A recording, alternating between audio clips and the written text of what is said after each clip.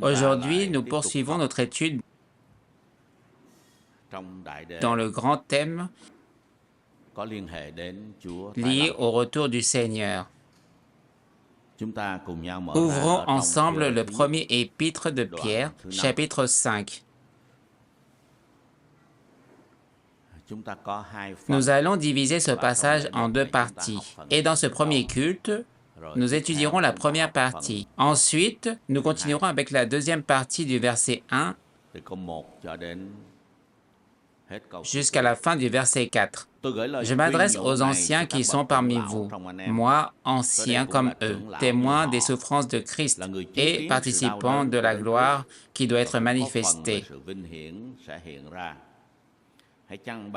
Paissez le troupeau de Dieu qui est sous votre garde, non par contrainte, mais volontairement selon Dieu, non pour un gain sordide, mais avec dévouement, non comme dominant sur ceux qui vous sont échus en partage, mais en étant les modèles du troupeau.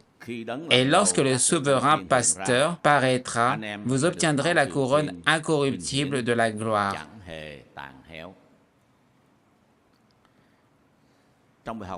Dans la première leçon que nous avons déjà étudiée, il s'agissait de la personne qui aura part au jour de la gloire, comme il est dit dans le verset 1er. Je le relis. Voici les exhortations que j'adresse aux anciens qui sont parmi vous. Moi, ancien comme eux, témoin des souffrances de Christ et participant de la gloire qui doit être manifestée. Dans une autre version, cette expression est traduite pour avoir part à la gloire de ce jour-là, de son retour, du retour du Seigneur. Ensuite, en deuxième lieu, nous allons aborder la motivation du mystère pastoral. Dans 1 Pierre, chapitre 5, nous voyons que Pierre s'adresse particulièrement aux anciens.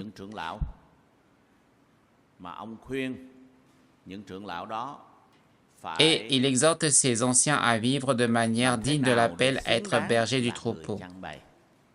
Il faut se rappeler qu'il y a 3 titres différents dans la Bible, mais qui décrivent un seul et même ministère, ancien, évêque et pasteur. Ce sont 3 aspects, mais pour une seule fonction. Cela semble être un message adressé uniquement aux responsables. Pourtant, comme cela a été souligné dans un enseignement destiné à la jeunesse, nous réalisons que chacun de nous a reçu l'ordre du Seigneur de faire de toutes les nations des disciples. Si nous sommes de véritables croyants, des disciples fidèles, alors nous devons à notre tour faire des disciples. Un disciple est appelé à discipliner les autres. Même si nous n'avons pas un grand troupeau, nous avons au moins des petits troupeaux.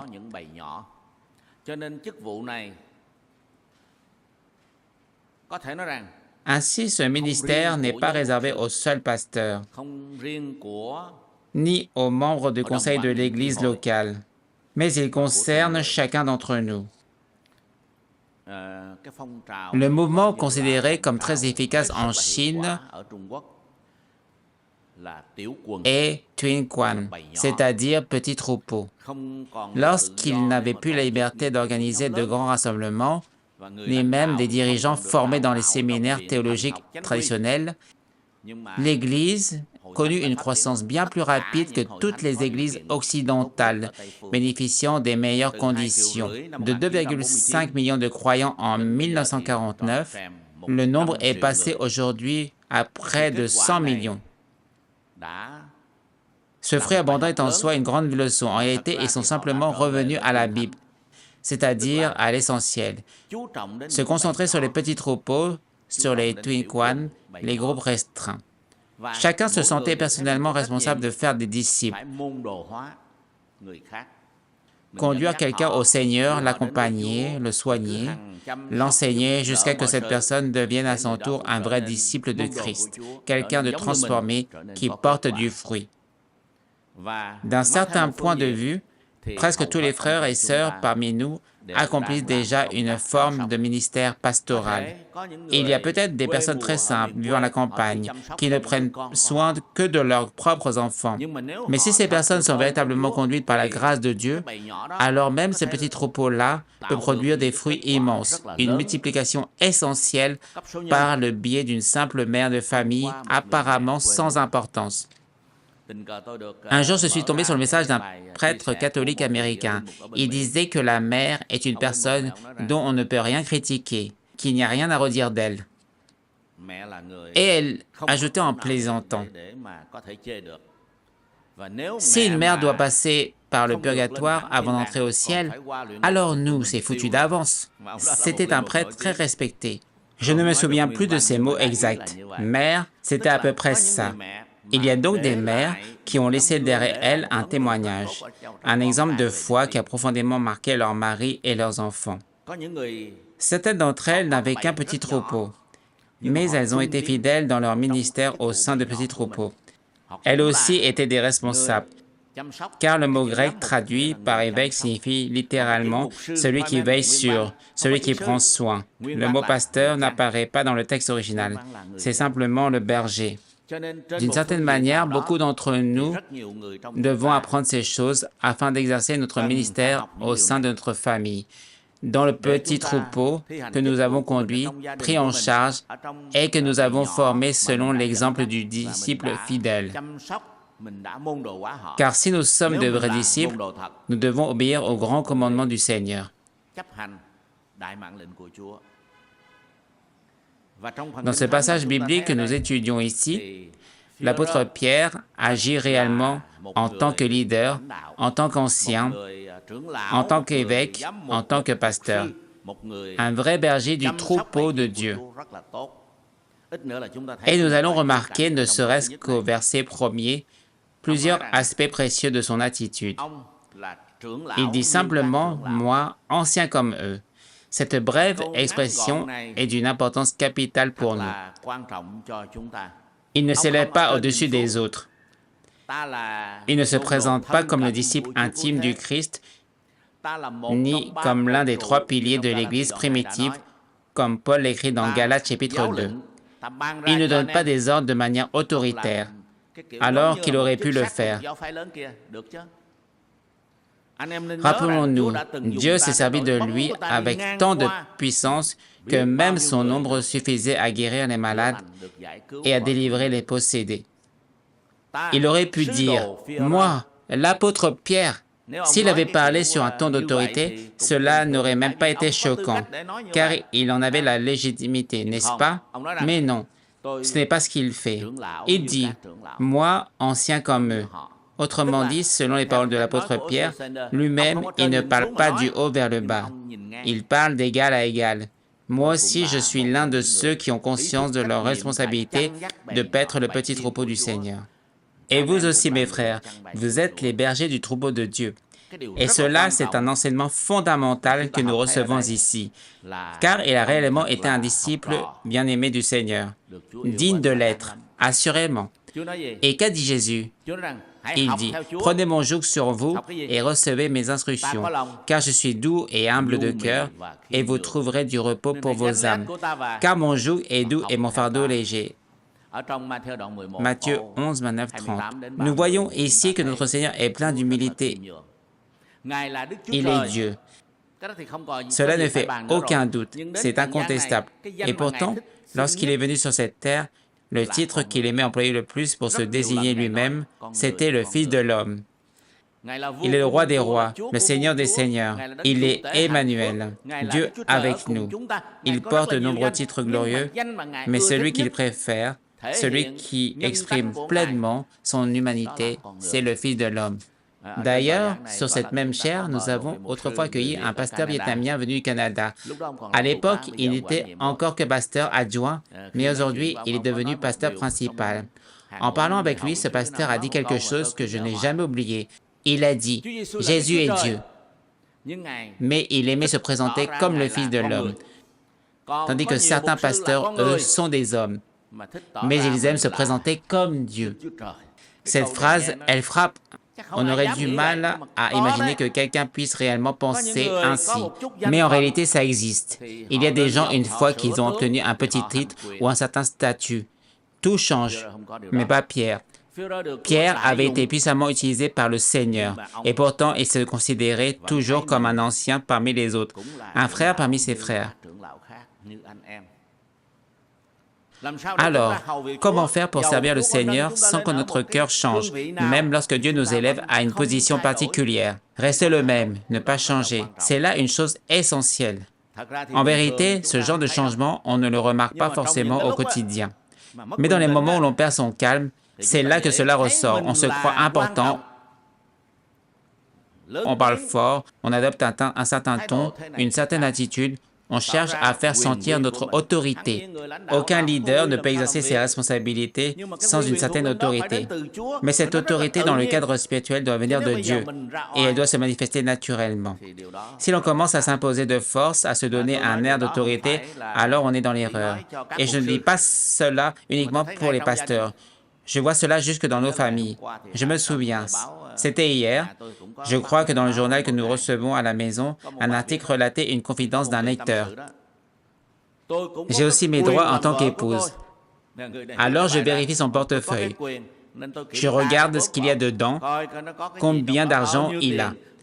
Je consulte son téléphone, je le surveille, j'en ai le droit. Je suis sa femme après tout.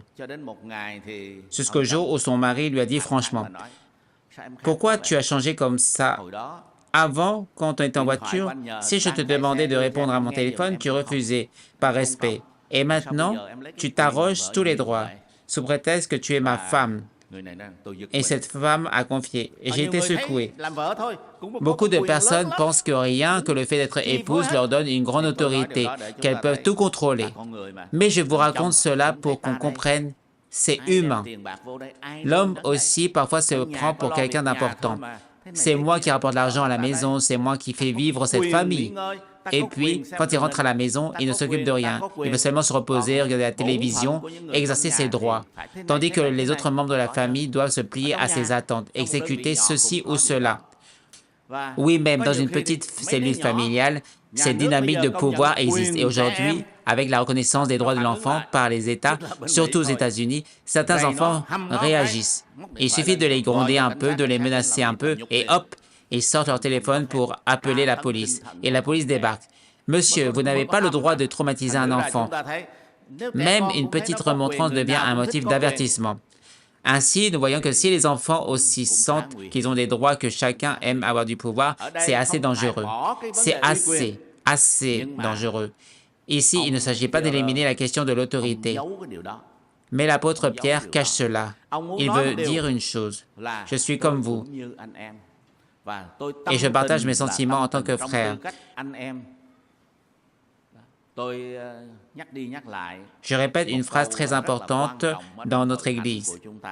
Je pense que nous allons ouvrir et lire un peu pour que nous soyons toujours rappelés. Dans 2 Corinthiens chapitre 1, verset 24, que dit-il? « Non que nous dominions sur votre foi, mais nous contribuons à votre joie, car vous êtes fermes dans la foi. » La devise à retenir pour ceux qui exercent un ministère de leadership est « Ce n'est pas pour dominer sur vous, mais pour contribuer à votre joie. » Donc ici, Pierre est vraiment un modèle pour nous. Je lis dans un livre, j'ai vu un commentaire sur Pierre où quelqu'un disait « Le leadership, c'est l'influence. » Or, cet apôtre Pierre avait une qualité de leader très particulière.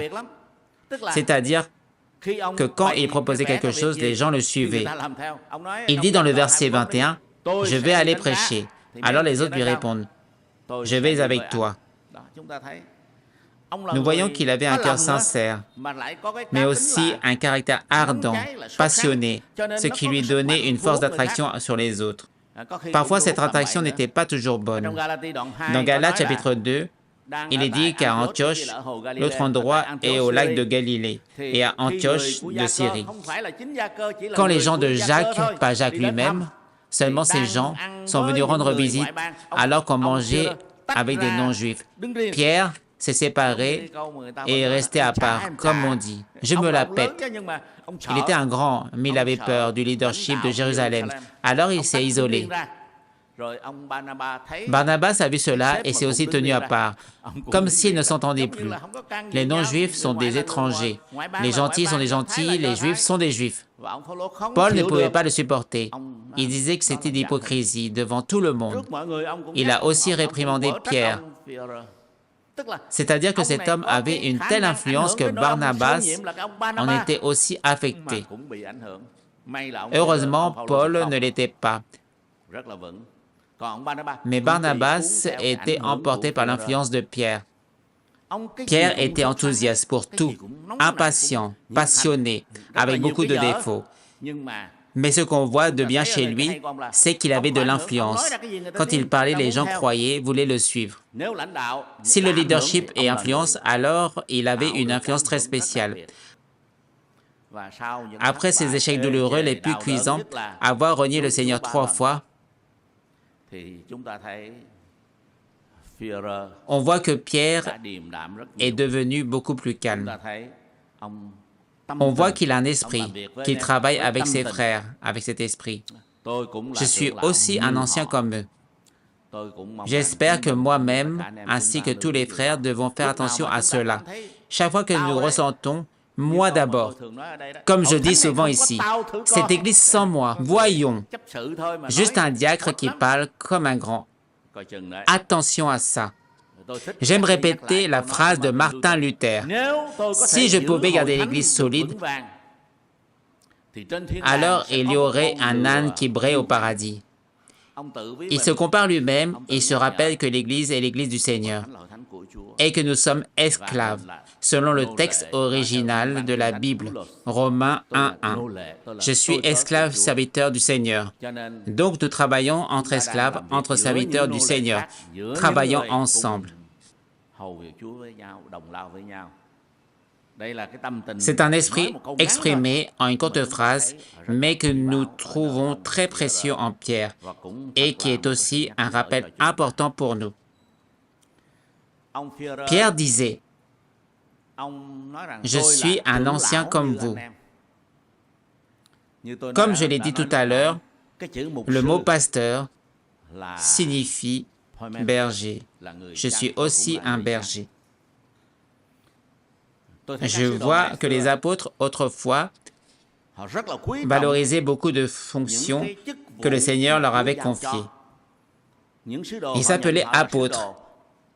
Mais ici, il se reconnaît aussi comme un ancien, comme vous, c'est-à-dire une fonction biblique. Il y a un problème qui survient dans les églises. C'est que nous aimons parler selon le monde. Alors que dans la Bible, il est dit « un vain honneur et non la gloire qui vient de Dieu seul ».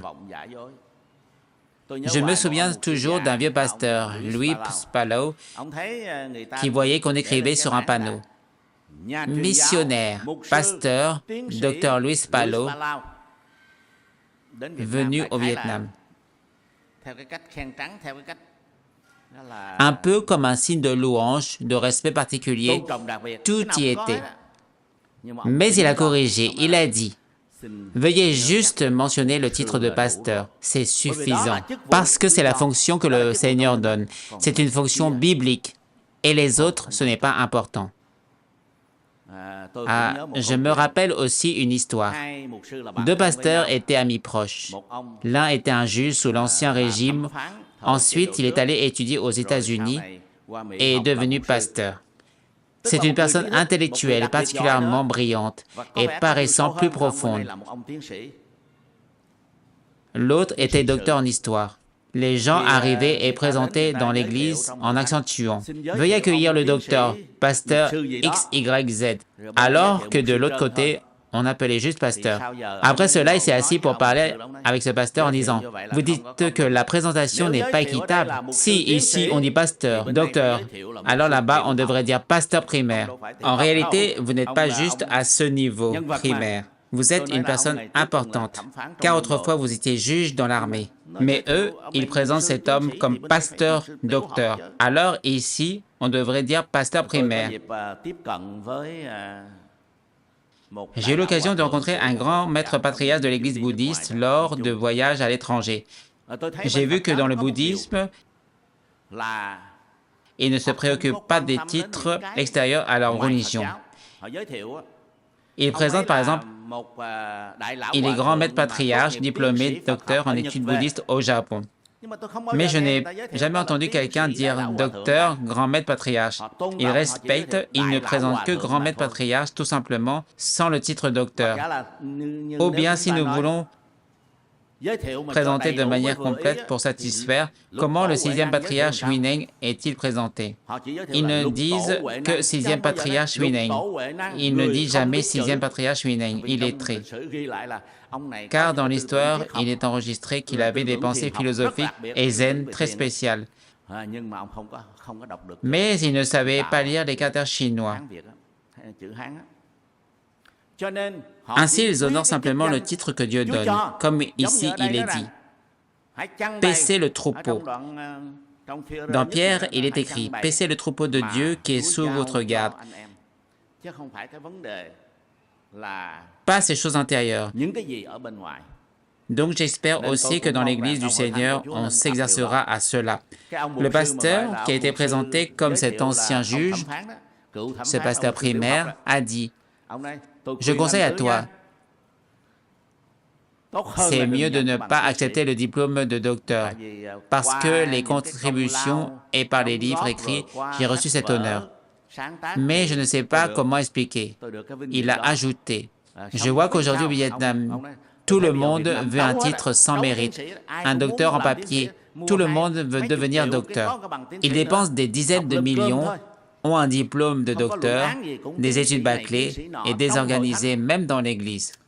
Donc je conseille à Anne de ne pas accepter ce titre, d'accord? Jusqu'à présent, je n'ai jamais reçu aucun titre de docteur. Mais si un jour ça arrive ou pas, je ne sais pas. Je réponds juste à mon ami. Attends que mes cheveux blanchissent. Mais je pense que j'espère être un bon religieux, car cela est rare. Mais il n'est pas nécessaire non plus de se présenter comme monsieur religieux. Pasteur suffit. Pasteur, c'est le ministère que le Seigneur confie. Donc ici, on voit que l'Église du Seigneur, autrefois, valorisait beaucoup ce que Dieu confiait. Les autres titres, c'est bien d'en avoir, mais c'est pour comprendre en privé, pas pour se distinguer les uns des autres. Quand j'étudiais au séminaire, il y avait deux programmes, un programme collège de théologie et un programme de 5 ans. Les gens qui étudient ici prennent tout de suite la grosse tête, on le voit bien, même dans l'enceinte de l'école. Alors que maintenant, on sait que le niveau collège, c'est très ordinaire, n'est-ce pas? Le niveau collège au Vietnam, les jeunes en ont plein. Mais en théologie, à l'époque, il y avait une distinction. Et jusqu'à aujourd'hui, je vois encore ça. Les gens sont toujours fiers facilement. Je suis diplômé de Corée. Je suis master des États-Unis, etc. Nous devons faire attention à cela, ne pas mépriser la vocation divine, ou vouloir mettre quelque chose d'autre, de ce monde, de l'homme, au-dessus de cette vocation. Ce n'est pas la meilleure chose. Le royaume de Dieu ne consiste pas en paroles, mais en puissance. Paul l'a dit très clairement et c'est vraiment un rappel pour nous. Nous devons nous souvenir que le fruit révèle la nature de l'arbre. Est-ce qu'il y a de mieux, plutôt que de laisser la réputation, que Paul appelle une fausse gloire, nous amuser à nous provoquer? Le verset biblique dont je parle, « Car le royaume de Dieu ne consiste pas en paroles, mais en puissance. » Que le Seigneur nous donne un esprit calme comme Pierre lui-même. L'humilité ressemble toujours à Jésus-Christ et c'est extrêmement beau. Dieu résiste aux orgueilleux, mais il fait grâce aux humbles. Il se peut qu'il y ait des moments où l'on est méprisé, où l'on est calomnié. Mais que dit le Seigneur? Si nous sommes persécutés et qu'on nous accuse faussement de toutes sortes de choses, alors nous sommes heureux. Dans ces moments-là, nous n'avons pas besoin de devenir verts de colère, de mordre ou de nous disputer violemment. Nous devons vraiment rester calmes, humbles, très sereins pour traverser ces moments où l'on voudrait se vanter où l'on voudrait montrer « c'est moi ». Que le Seigneur nous rappelle que Dieu accorde sa grâce aux humbles.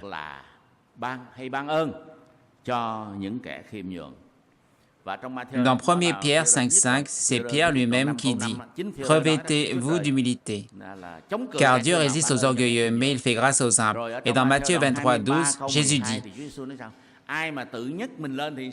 Celui qui s'élèvera sera abaissé, et celui qui s'abaissera sera élevé. »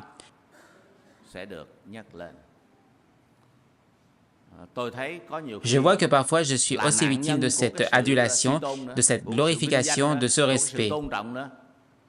Il y a quelques dizaines d'années, j'entendais toujours dire « Monsieur Cho, tout était « Monsieur Cho, David Yonggi Cho, si vous le savez. » Et soudain, j'ai eu peur dans mon cœur. C'est trop. Tout est Cho. Alors qu'il n'est qu'un serviteur de Dieu. Récemment, j'ai entendu dire qu'il a été condamné à 3 ans de prison. Dieu a utilisé une épreuve pour le vaincre, pour lui faire un rappel. Comme je l'ai déjà partagé, quelqu'un m'a raconté ceci lors d'un séminaire d'encouragement spirituel aux États-Unis. Il a été invité. Avant et après qu'il monte à la chaire, les diacres portaient des gants blancs, étaient en tenue officielle et s'inclinaient profondément pour le laisser passer. Puis un avion entier transportait les anciens pour l'accompagner. Après son sermon, comme ils connaissaient déjà son message distribué à l'avance, ils attendaient, s'inclinaient respectueusement, montaient dans leur voiture sans échanger un mot et partaient.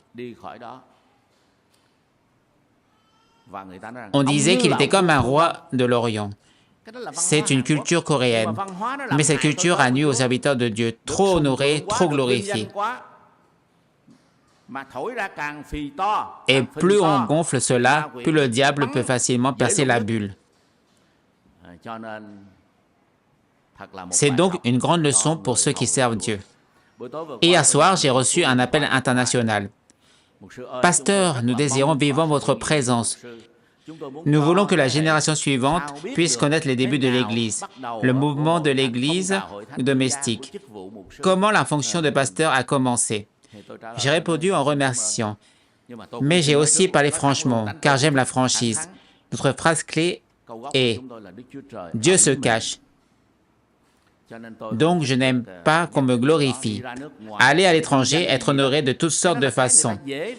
C'est ça que les gens ont tendance à glorifier en se disant « C'est normal, s'il en parle, c'est qu'il y a quelque chose. » Mais non, nous refusons cela. J'ai dit que je suis très reconnaissant, sachant que c'est la bienveillance de chacun. Je vais encourager ceux du comité exécutif, les pasteurs, à aller à ce conseil. Mais désolé, de mon côté, je ne souhaite pas. Donc, ce que nous devons garder aujourd'hui, c'est un esprit calme, simple, pour pouvoir porter du fruit avec notre travail principal qui est de conduire le troupeau, qu'il soit petit ou plus grand. Celui qui reçoit 5 talents et en fait fructifier 5, celui qui en reçoit 2 talents et en fait fructifier 2, les deux reçoivent le même louange, 100% égal. Celui qui a 5 talents mais n'en fait fructifier que 3, plus que celui qui a 2 talents et en fait fructifier 2, ne recevra pas la même louange et sera jugé moindre. Alors, nous qui aimons Dieu et servons Dieu, prions pour être sauvés de cette pensée. Se croire important. Je me souviens de M. Nguyen Hinh Lê qui a traduit par « le moi soumis au désir, ce qui est très dangereux ». Ce que nous voyons ensuite dans les paroles de Pierre, c'est que lui, témoin de la souffrance du Christ, insiste beaucoup sur un point. Il ne se glorifie pas lui-même. Il dit « J'étais témoin du sacrifice du Seigneur ». Témoin de la souffrance du Christ insiste beaucoup sur un point. Être témoin de la douleur des souffrances du Christ. En lisant ce verset, je pense immédiatement à un cantique « De peur que je n'oublie Gethsémani, de peur que je n'oublie ton agonie ». L'une des choses que nous oublions souvent et qui est très dangereuse pour nous, c'est que nous désirons ardemment être respectés, honorés, mais nous oublions que Jésus-Christ est venu pour être serviteur, pour servir les autres, et non pas pour être servi, et qu'il est mort sur la croix pour porter nos péchés. C'est un rappel constant. comme lorsque nous participons à la Sainte Seine. Celui qui a été témoin de la souffrance du Christ, de peur que je n'oublie Gethsémani, de peur que je n'oublie ton agonie. Bien sûr, Pierre avait un but en disant cela. Si l'on lit la suite, on voit que celui qui sert Dieu doit se sacrifier. Et pour appeler à ce sacrifice, Pierre rappelle que Christ est l'exemple parfait de l'abnégation. Il ne se glorifie pas lui-même. Il dit, « J'étais témoin du sacrifice du Seigneur. » Il a souffert l'ignominie, tant de douleurs. Il est resté silencieux comme un agneau devant ses tondeurs.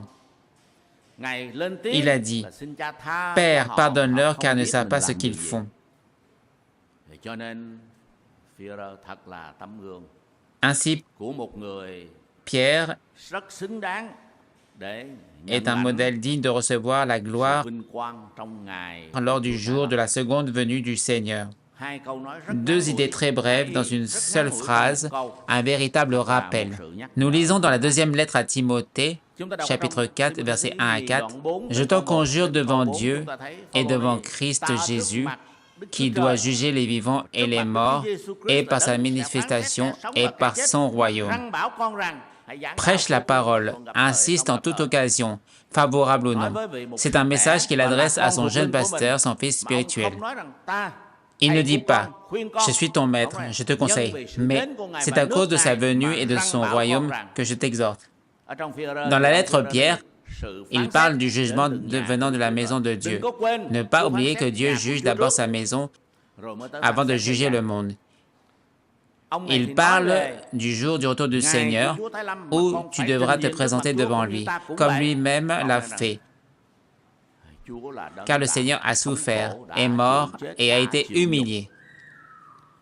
Ici, il fait appel à un esprit de conscience forte, à une fidélité dans la prédication, en toutes circonstances, qu'elle soit favorable ou non.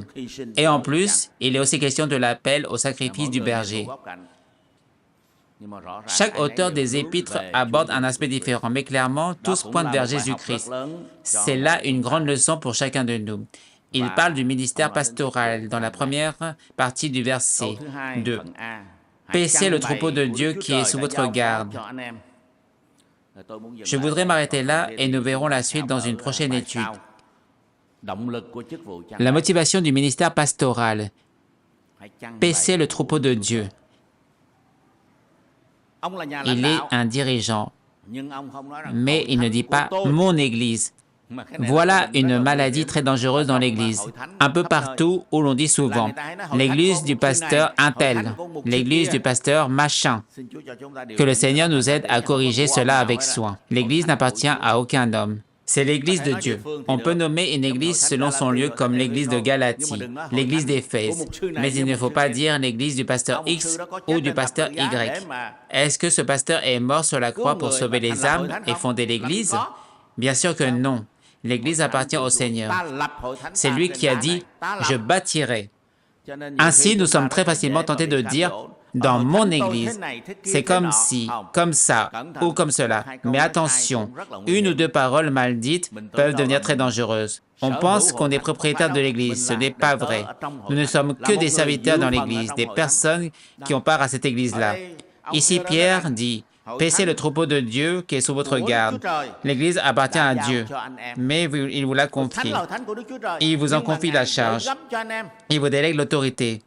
Mais ensuite, vous devrez en rendre compte. N'est-ce pas? Il vous la confie.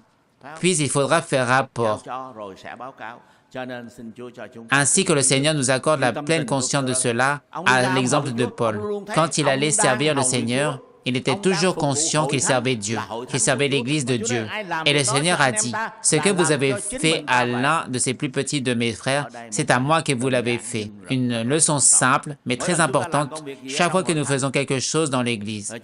Nous pensons souvent, « Je le fais, mais personne ne m'en s'en soucie.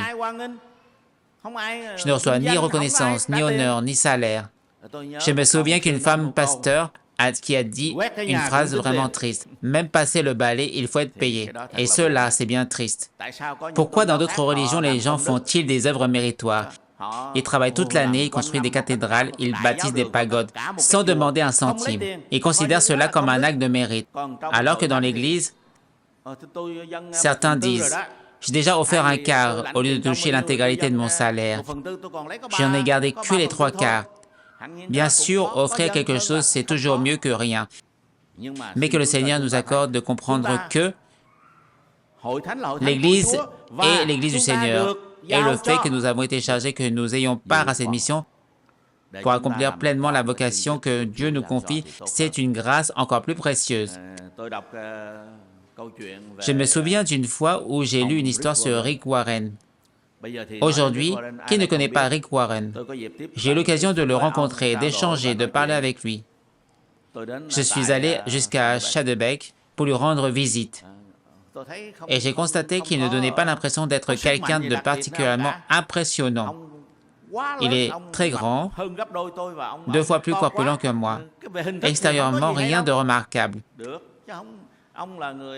Et pourtant, il a été invité par des candidats à la présidence des États-Unis pour des entretiens publics pour les interroger. Un homme connu dans toute l'Amérique et même dans le monde chrétien entier. Ce que j'ai retenu de lui, c'est ceci.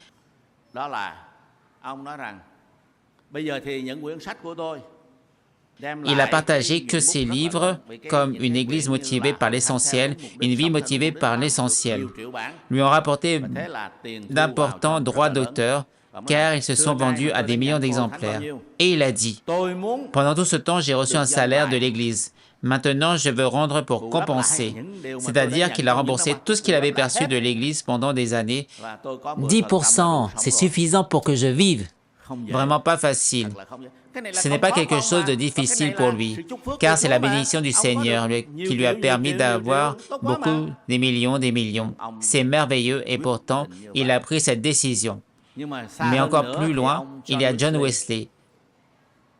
J'ai eu l'occasion de rencontrer le président du collège de l'Église méthodiste de Corée il y a un peu plus d'une semaine.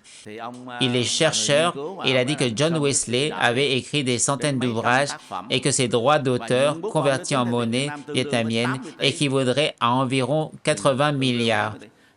80 milliards. Et pourtant, à sa mort, il n'avait rien, presque rien, à part une vieille robe pastorale. Il lui restait juste un peu d'argent, pas grand-chose. Et cette phrase très célèbre de lui à laquelle je m'attache beaucoup, « J'ai peur de ce que je garde dans ma poche », finissent par imprégner mon cœur. Il n'aimait pas gérer l'argent, ni en garder beaucoup. Bien qu'il ait les moyens d'en avoir énormément, il le donnait, il le distribuait. Comme je l'ai dit auparavant, nous sommes prêts à donner ce que nous ne pouvons pas garder, car ce corps physique ne peut rien garder. L'argent, les maisons, les voitures, tout finit par disparaître. Mais en donnant ce que nous ne pouvons pas garder, nous recevons ce que nous ne pouvons pas perdre. Nous recevons le royaume éternel du ciel. Ainsi, nous recevons un rappel très précieux. Nous servons l'Église du Seigneur et le Seigneur considère que nous servons pour lui-même. C'est pourquoi vous, les bergers du troupeau de Dieu, ce n'est pas l'institution ecclésiale qui est importante, mais c'est Dieu lui-même qui nous a établis comme intendants. Que le Seigneur nous permette d'apprendre que ces mots simples du verset 1 et de la première partie du verset 2 comme un fondement pour notre service envers lui. Que le Seigneur bénisse chacun de nos frères afin que nous ayons part à la gloire de ce jour. La couronne de gloire réservée aux bergers lorsque le souverain berger paraîtra. Il accordera la couronne de gloire en ce jour-là.